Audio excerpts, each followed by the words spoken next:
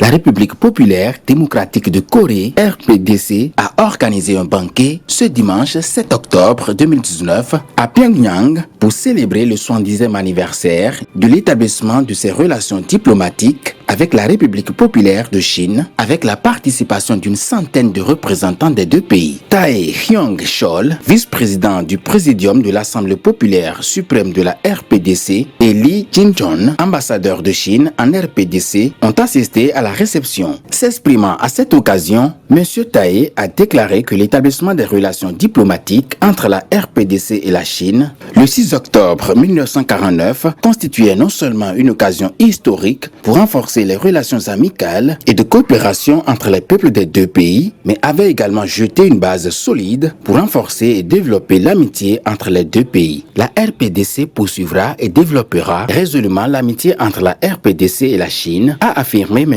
Tae, ajoutant que son pays était prêt à travailler activement avec la partie chinoise en faveur d'un brillant avenir pour les relations bilatérales et dans l'intérêt des deux pays. Pour sa part, M. Lee a fait l'éloge de l'amitié entre les deux pays qui a porté ses fruits sous la direction stratégique des plus hauts dirigeants des deux pays. Les relations entre la Chine et la RPDC n'ont pas été affectées par l'évolution constante du paysage international au cours des 70 dernières années. La Chine continuera à travailler avec la RPDC pour faire avancer les relations bilatérales et transmettre l'amitié traditionnelle entre les deux pays, a-t-il affirmé.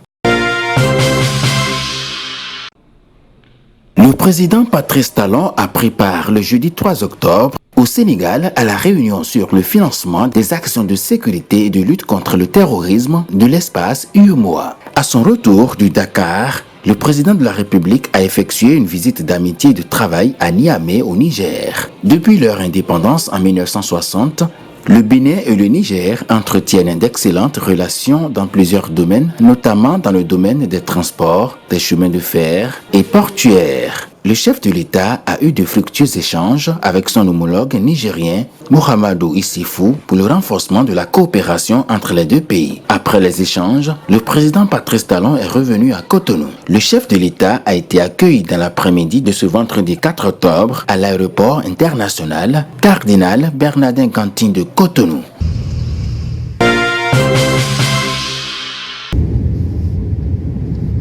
Pour se rendre au nouvel aéroport de Dakar, il faut parcourir une quarantaine de kilomètres. L'aéroport international Blaise Ndiaye du Sénégal est fonctionnel depuis décembre 2017. Il a nécessité un investissement de 400 milliards de francs CFA au Sénégal avec une capacité de traitement de 3 millions de passagers à son aérogare.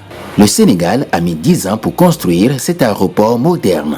Dans l'imminence des travaux de construction de l'aéroport de Glodjibé au Bénin, le président Patrice Talon a profité de son séjour au Sénégal pour visiter cet aéroport en compagnie du président sénégalais Macky Sall. Tous les compartiments de ce joyau ont été visités.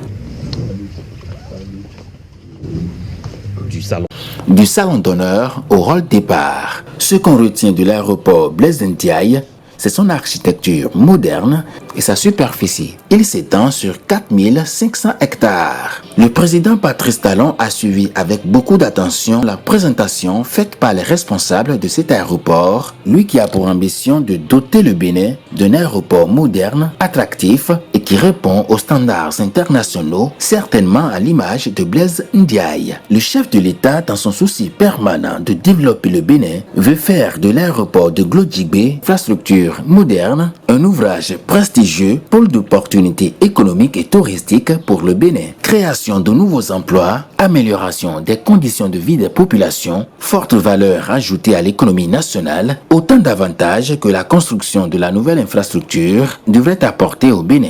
Y travaille.